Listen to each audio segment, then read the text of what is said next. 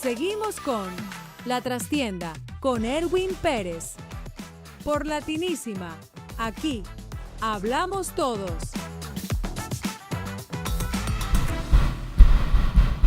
¿Cómo les va? Bienvenidos a un nuevo episodio de La Trastienda aquí en esta plataforma hermosa, Latinísima Radio. Espero que estén viendo este ciclo de entrevistas, que las disfruten, que las compartan en la plataforma de Latinísima, también en mi canal de YouTube. Bueno, como saben, los que ya han visto algunos programas de La Trastienda, aquí hay invitados variados, mucha gente del mundo artístico, muchas personalidades del mundo de los medios de comunicación. Y hoy voy a tener a una gran periodista. Está más enfocada en la parte política en estos últimos años, pero bueno, es una personalidad muy interesante. He tenido el placer de trabajar con ella, tenemos una muy buena sintonía. Lo aviso del principio porque se llama Isabel, pero le voy a decir Isa muchas veces. La gran Isabel Cuervo. ¿Cómo estás? Erwin, muchísimas gracias por esta invitación. Estoy contentísima de estar aquí contigo. Un poco asustada porque me dijiste que vamos a hablar de cosas personales y yo usualmente no hablo de cosas personales, no, así que cuidado. Vamos a hablar de todo un poco. Acuérdate que fui productor tuyo y te cuidé siempre. Entonces sí, voy a seguir cuidándote. Así que no te preocupes. Sí, muchas gracias. No, yo te agradezco de que vengas porque sé que eres una periodista muy seria de investigaciones y estás con tu canal. Ahora nos vas a contar. No andas buscando salir demasiado más de la cuenta, así que bueno, un gusto extra.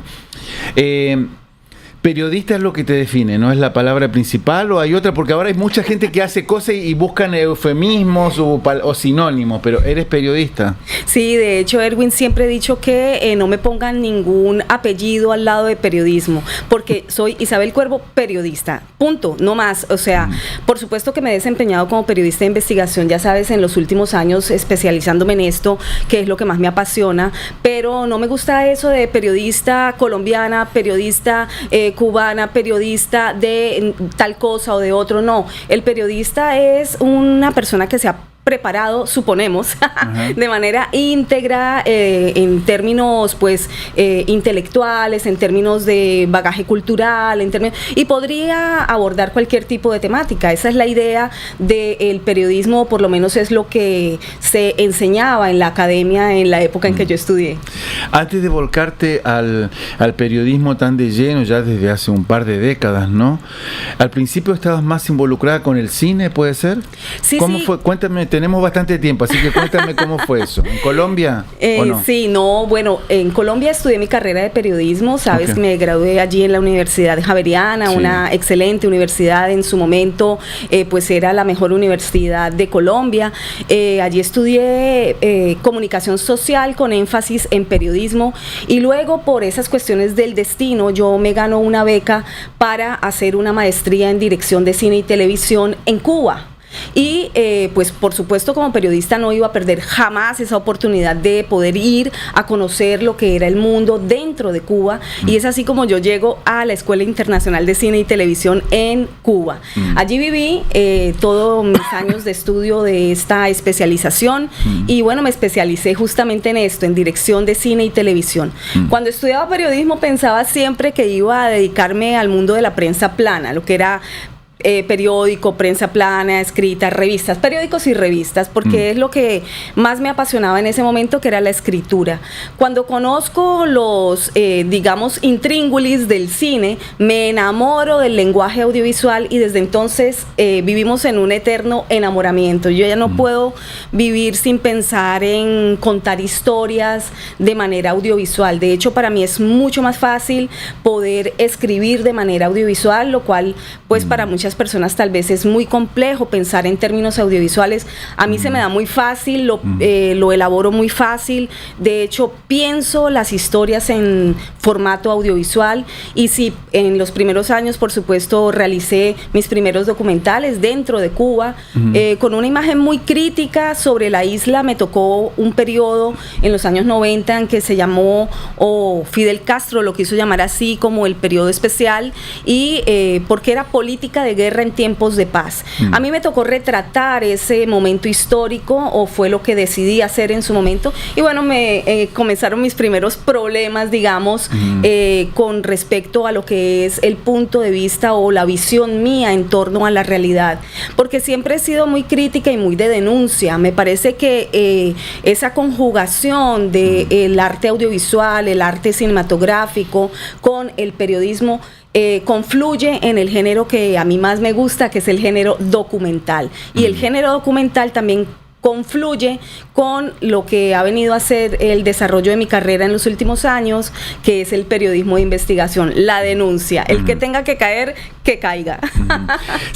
¿Hay disponible algún material del que hayas hecho a nivel de documental? Sí, claro. ¿Cuál que hay? Claro, tengo, por ejemplo, pues ahora yo ya tengo mi canal de YouTube. Allí he ido subiendo bastante material. ¿Hay documentales ahí? Sí, hay documentales, sobre todo los que hice en los últimos años, porque los primeros años yo filmé en película cinematográfica. Entonces, el proceso de digitalización y de allí subirlo, pues es como otra historia, ¿no? Okay. Pero lo que he filmado en los últimos años, sobre todo en los Estados Unidos, que son series documentales en género periodístico de investigación, uno de ellos del cual me siento muy orgullosa, pues que fue merecedor de un premio Emmy. También todo eso está en mi canal de YouTube para que la gente lo pueda ver, que lleva mi mismo nombre. Voy a hacer la cuña, Isabel Cuervo. ¿Y tienes previsto, estás trabajando en alguno, vas a hacer alguno pronto? Porque tú eres muy inquieta, entonces... Siempre, Erwin, yo siempre tengo documentales sobre la mesa, es decir, las temáticas las voy anotando por orden, digamos, de surgimiento de lo que yo pienso que es una necesidad social, porque para mí es muy importante confluir el periodismo con la responsabilidad social, y voy anotando mis temáticas y voy elaborándolas. Yo escribo de la misma manera que leo. Yo leo paralelamente varios libros a la vez, escribo varios proyectos a la vez, gestiono varios, digamos, proyectos y formas de diversificar mi carrera a la vez. Así tengo yo como medio dividido el cerebro. No sé por qué, esa es mi forma de trabajar. Así que sí, en el momento tengo 2 proyectos documentales ya totalmente escritos que quiero que vean la luz. Estoy seleccionando productores ejecutivos, inversionistas, gente que se quiera comprometer con lo que es denuncia periodística. Pero mis temas son grosos, son serios, son complicados, conllevan, repito, denuncia. Entonces es complicado que conseguir ese financiamiento. ¿Qué títulos tienen los...? Bueno, uno de ellos se titula ¿Dónde están? ¿Y dónde están los niños? Oh, gracias. Sí. Lo vas a... ¿Y dónde están los niños? Por supuesto, sí, Erwin, por supuesto, sí. Primicia para la trastienda. Sí. Uno de ellos se titula ¿Y dónde están los niños?, al cual llevo dedicándole, pues, digamos que el último año o más, año y medio tal vez, de trabajo investigativo. ¿De qué trata? De los niños desaparecidos dentro de los Estados Unidos, algo que fue considerado hace más de 2 años una teoría de conspiración, pero yo confirmé que no era una teoría de conspiración, sino que era una tristísima realidad. Levanté una de las fuentes más importantes que se ha podido, digamos, sacar a la luz, que fue una informante que localicé dentro del Ministerio de Salud de los Estados Unidos, porque ella me explicó cómo era el engranaje y cómo toda esta gran ola de migrantes que venían hacia los Estados Unidos durante la era Biden y entraban por miles y millones de indocumentados, entraban muchos niños solos, abro y cierro comillas, pero como periodista que ha estado también cubriendo múltiples veces esa frontera, yo sé perfectamente que estos niños no llegan solos, que esto es una operación muy bien, digamos, concatenada de tráfico humano, tráfico infantil, con fines de explotación, no solamente laboral, sino también explotación sexual de estos niños, no solamente en el largo trayecto de recorrido con 6, 7 fronteras que se pasan hasta llegar a Estados Unidos, sino también que continuaba dentro de los Estados Unidos. Yo ya lo había, digamos que perfilado hace muchos años atrás con otro reportaje investigativo, pero había que darle como el punto de conexión con lo que se vivió en ese boom de tráfico humano durante la época de, lastimosamente, toda la era de Joe Biden. ¿Desaparecen quiere decir que murieron o se esfumaron o están con otra identidad? ¿Qué significa que desaparecen? Desaparecen significa, hay varias acepciones allí que podríamos utilizar, porque muchos de estos niños se sabe que han sido entregados a personas que no son ni siquiera familiares ni personas conocidas de esos niños. Fueron entregadas por el Departamento de Salud, que era quien coordinaba la entrega de esos niños que llegaban solos a los Estados Unidos. O sea que están en manos de traficantes de menores. Y muchos de ellos también están desaparecidos porque cuando llegaban a los albergues, pues esos niños no llevaban el debido proceso ni siquiera de entrega para ningún familiar y, como te repito, tampoco para confirmar que se le entregaban a ninguna persona conocida de ese menor. ¿Y el otro libro?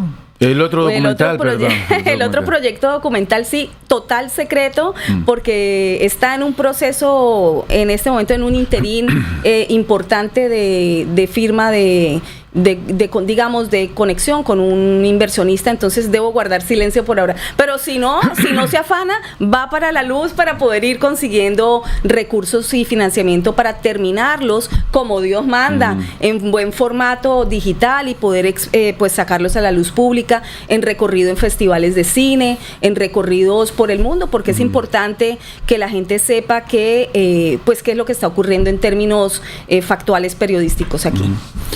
Me gusta poner un poco en contexto, ¿no? Isabel es muy conocida porque lleva más de 20 años viviendo en Estados Unidos y trabajando en medios de comunicación, y ha trabajado con la élite desde Cristina Saralegui, ha escrito para el diario El Tiempo, Telemundo, etcétera. Pero bueno, actualmente quiero poner en contexto esto, que Isabel es como una figura del periodismo conservador. No sé si ella me va a discutir este término ahora, del conservador. Lo ha dejado entrever un poco que no le gustaba para nada la política de Biden, y por supuesto que vamos a meternos ahora en el tema de Trump. ¿Eres trumpista?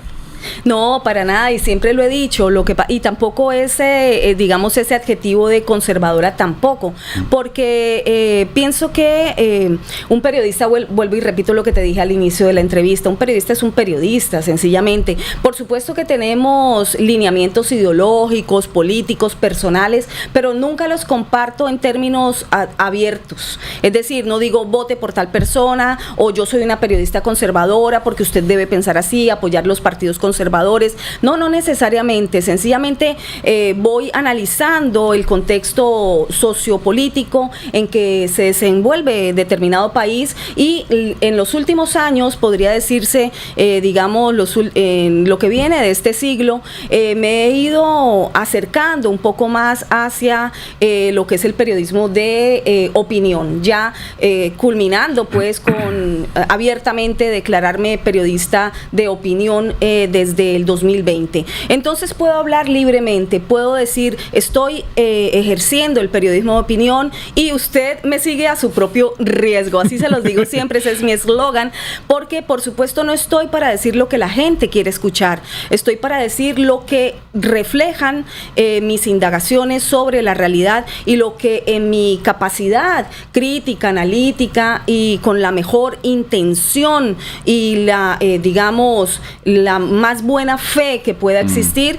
pues me lleva al análisis de la realidad y lo comparto. Es decir, ejerzo valga la redundancia, el ejercicio más peligroso de la actualidad, que es decir lo que piensas. Peligroso y estresante, ¿no? Yo admiro eso, Isabel, porque a mí siempre me ha gustado la política, pero no me gusta mucho discutir de política en la vida personal, ni tampoco hacer periodismo de político. Por algo he estado mucho más inclinado al mundo del entretenimiento. Pero lo que te quería, en base a eso, quería preguntarte, hay mucha pasión, ¿no? Y mucha ira también en la política, en el continente que sea, el país que sea.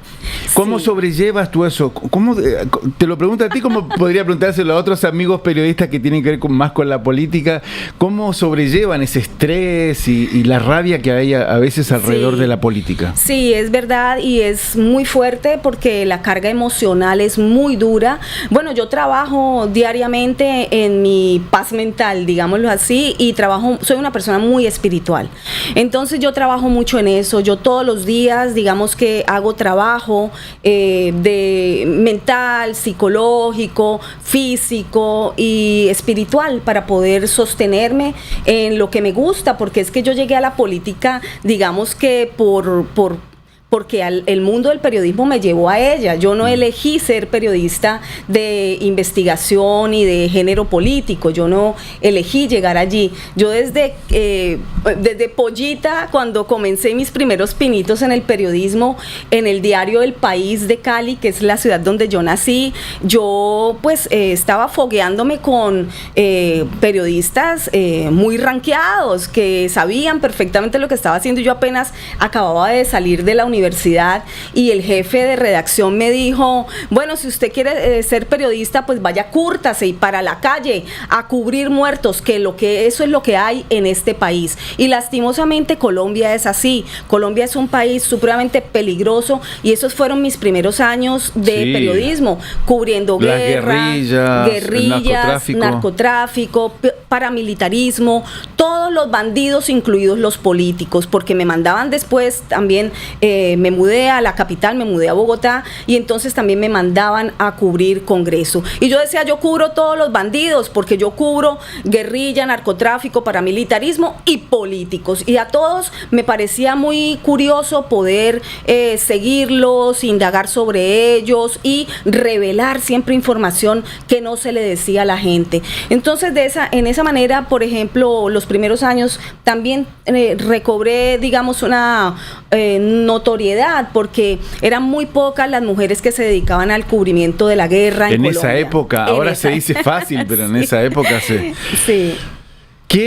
¿Recuerdas alguna anécdota, algún episodio, algún personaje que te haya impresionado de esos primeros años tuyos como periodista en Colombia? Ay, no, todos. Pero algo. Me tocó cubrir mucho narcotráfico, entonces por ejemplo, yo tenía mis dateadores y mis fuentes. Eras de Cali. En ese momento en Cali, sí. Digo, no es que era del cartel de Cali, sino tenía que ver con... No, claro. Un dato importante, porque claro, el cartel... Conocías más el movimiento ese. El movimiento estaba en Cali, el cartel de Cali, funcionando, tenía en vilo toda la sociedad, las bombas, los secuestros, era terrible. ¿Y qué recuerdas? Entonces recuerdo mucho, yo que todavía sigo manejando las mismas técnicas, por ejemplo, de dateadores, de fuentes, de la misma manera, claro, ya más pulidas a lo largo de los años, son muchos años haciendo periodismo, pero por ejemplo, yo llegaba primero que la policía a los allanamientos de las propiedades de los narcos. Yo ya sabía dónde iba a haber allanamientos, yo ya sabía hacia dónde se iba a mover el operativo de control de la policía. Entonces eso me acuerdo mucho, ese tipo de cobertura de narcotráfico, porque era muy riesgoso y mi pobre familia sufría mucho y era muy, muy curioso porque yo nunca he sentido miedo en las coberturas, tal vez por eso hoy me dedico también al periodismo de investigación y de denuncia, porque es difícil que me puedan amedrentar. Entonces, si no tienes miedo, quiero que me hagas una evaluación de lo que ha sido el gobierno de Trump hasta ahora, este segundo mandato. No, pero mucho menos miedo de Trump, por supuesto, no.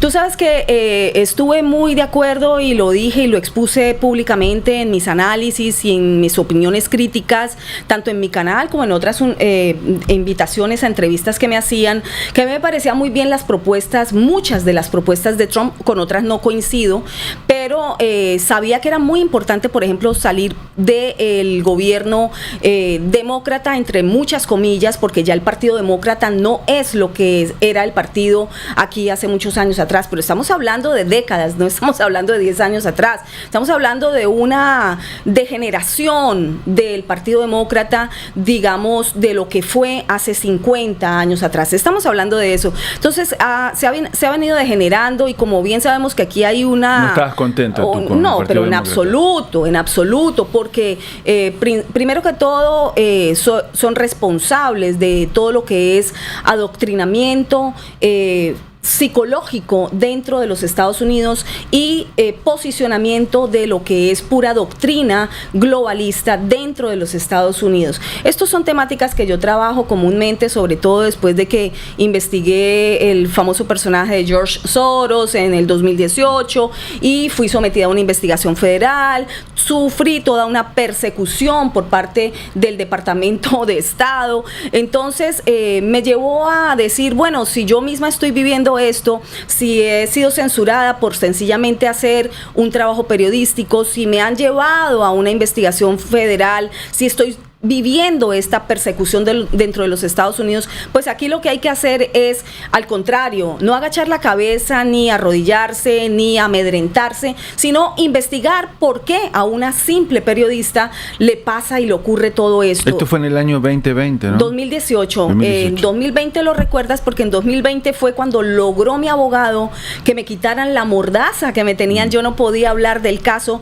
sin embargo, los principales medios hegemónicos, todos me publicaban con nombre, apellido, con fotografía, video, a cuerpo entero, con el famoso reportaje diciendo que yo era una antisemita porque había denunciado los nexos ocultos de este personaje, George Soros, no solo en el mundo, como todo el mundo lo conoce en Europa, sino que yo destapé lo que eran los nexos de George Soros en Latinoamérica, con filiales, es decir, con relaciones filiales con medios hegemónicos de comunicación, medios no hegemónicos, sino financiados por su órgano de financiamiento, que es la Open Society Foundations, y con grupos narcocriminales en esa triada que es Cuba, Colombia y Venezuela.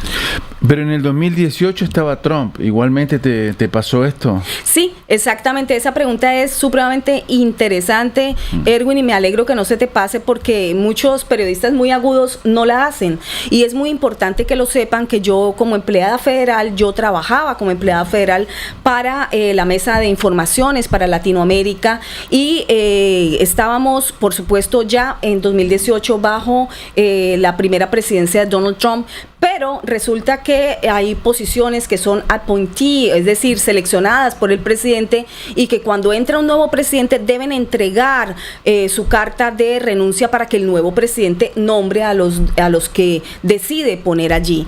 Bueno, muchos en el Departamento de Estado, Departamento de Justicia, en los diferentes ministerios en los Estados Unidos o secretarías en los Estados Unidos no entregaron esa carta de renuncia. Entre ellos, pues, fue el director de USAGM. Y entonces yo estaba el país bajo Donald Trump, y podría estar, digamos que de acuerdo toda esa ala conservadora o el ala trumpista con esa denuncia que yo realicé en ese momento, podría beneficiarles incluso para sus intereses de desarrollo político, pero yo estaba bajo un ala absolutamente no liberal, porque el Partido Demócrata no libera nada. El Partido Demócrata representa la mayor opresión y supresión de información real verificada bajo el estigma de que es teorías de comunicación, digamos, teorías de desinformación o conspiraciones. Se supone que Soros es un millonario que apoya a la izquierda en el mundo, sintetizándolo al extremo. ¿Quién es Soros?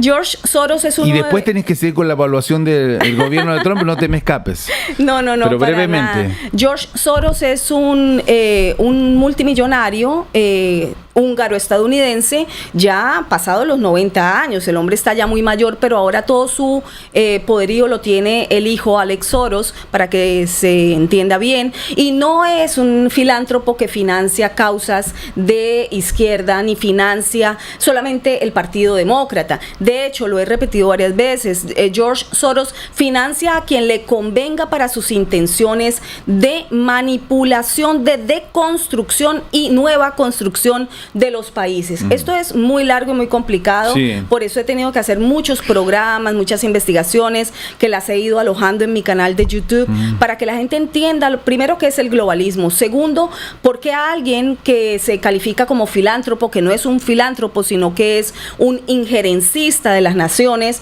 porque él mismo lo ha dicho, él mismo lo ha manifestado en entrevistas a lo largo de la vida, porque le interesa dañar países, destruir países, y la respuesta sencilla sería porque le interesa reconstruirlos bajo su propio punto de vista. De hecho, en la Open Society Foundations, que es su superfundación filantrópica, que trabaja además con dinero de los impuestos de los estadounidenses, y yo fui la primera periodista en denunciar eso cuando dijeron también que eran teorías de la conspiración. Ya salió a la luz evidencia, documentación bajo este gobierno de Donald Trump con Elon Musk en ese departamento que él dirigía. Salió toda esta documentación que yo en su momento, 5 años atrás, encontré, denuncié, revisé y dije, un momento, estas organizaciones filantrópicas de George Soros reciben dinero de los estadounidenses, y eso es una bomba en términos periodísticos, porque quiere decir que el filántropo hace el bien en el mundo con el dinero de los impuestos de los estadounidenses. Bueno, como Isabel dice, es un tema muy complejo. Pueden, ahora con la facilidad que hay para acceder a la información, pueden buscar en las redes o en internet, poner Isabel Cuervo, George Soros, y ahí se van a enterar de las investigaciones de Isabel, el caso que la ocupó en su momento. Isabel, quedan un par de minutos. ¿Me quedaste debiendo algo? Ok, brevemente, quedan 2 minutos. Y tú ves ahí el reloj, quedan 2 minutos. ¿Qué es lo que más te gusta y lo que menos te gusta del gobierno de Trump? No te puedes pasar de 2 minutos. Ay, qué difícil está eso. Bueno, lo que más me gusta es que nos libramos del avance del globalismo dentro de los Estados Unidos, en que hay defensa de la familia, de la propiedad, de la libertad y sobre todo de los niños. Y lo que menos me gusta es que se han firmado muchas órdenes ejecutivas, ya perdí la cuenta, son más de una centena de órdenes ejecutivas firmadas por parte de Donald Trump, todas muy positivas en términos de reconstrucción de país, en poner a los estadounidenses primero, a los Estados Unidos primero, pero todo no puede quedar en firmas de órdenes ejecutivas. Hay que ejecutar y ejecutar bien. Lo que menos me gusta de esta administración es la persecución a los inmigrantes que no tienen por qué estar siendo apresados, ni perseguidos, ni amedrentados, porque aunque hayan entrado de manera irregular, ilegal a los Estados Unidos, muchos de ellos tienen incluso su número tributario para pagar impuestos y se han portado bien, han contribuido al país, han ayudado a la construcción de las ciudades, de los condados, del país en general, y esperan una amnistía, y no hay derecho que persigan a los criminales como de la misma manera persigan a cualquier indocumentado. Hay que saber discernir, y si se va a hacer una liberación, digamos, del país de toda esta gran invasión de 5 a 7 millones, según los números de control fronterizo de inmigrantes que entraron bajo Biden, bueno, que se saquen los delincuentes de forma correcta, respetando sus derechos también civiles y derechos humanos, y no se persiga a quienes han construido país aquí. Se trabaje en una ley bipartidista en donde se beneficie a esa cantidad de inmigrantes como tú y como yo y como tantos miles que venimos aquí a construir país. Que no se equivoquen, que todo el mundo no es delincuente. Bueno, Isabel, muchas gracias por tus palabras y habernos visitado aquí en Latinísima Radio. Te dejé con la adrenalina ahí, pero ya se nos terminó el tiempo. Feliz de que me hayas dado una muestra más de amistad, y bueno, nos seguiremos viendo. Síganla en YouTube, y un último mensaje corto, que te sigan, ¿no?, en las redes. Bueno, sí, me encuentran por todas las redes sociales por mi nombre, Isabel Cuervo, y por supuesto a su propio riesgo. Gracias, Erwin. Gracias a ti. Y bueno, gracias a ustedes. Será hasta la próxima.